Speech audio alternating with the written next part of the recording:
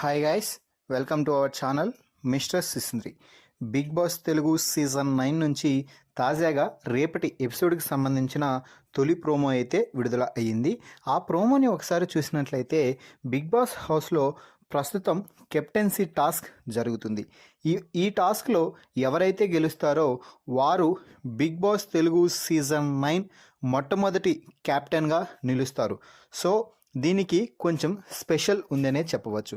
కాబట్టి ప్రతి ఒక్కరూ కూడా, అంటే కెప్టెన్సీ కోసం పోటీ పడే ప్రతి ఒక్కరూ కూడా టాస్క్లో ప్రాణం పెట్టి ఆడుతున్నారు. అయితే ఇక్కడ విశేషం ఏమిటి అంటే కెప్టెన్ అయ్యేవారు ఒకరు, టాస్క్లో పాల్గొనేవారు ఒకరు. సో దీన్ని బట్టి చూస్తే ఇప్పటికే టాస్క్ జరిగినలో భాగంగా ఇమ్మాన్యుయల్ టీం, అంటే భరణి గారు ఇమ్మాన్యుయల్కి సపోర్ట్ చేస్తూ టాస్క్ నుంచి అయితే అవుట్ అవ్వడం జరిగింది.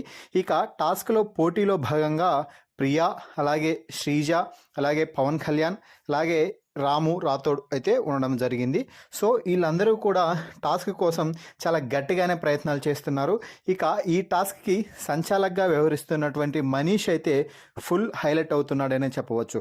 ఇక టాస్క్లో భాగంగా కెప్టెన్సీ కోసం పోటీ పడుతున్నటువంటి సృష్టి, డెమాన్ పవన్, హరీష్, అలాగే సంజన, వీరందరూ కూడా టాస్క్లో బాగా యాక్టివ్గా పాల్గొంటున్నారు.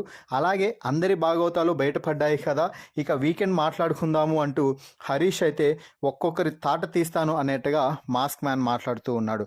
సో ఫైనల్లీ అయితే ఈ టాస్క్లో గెలిచి ఇప్పటికే సంజన క్యాప్టెన్ అయినట్టుగా తెలుస్తుంది.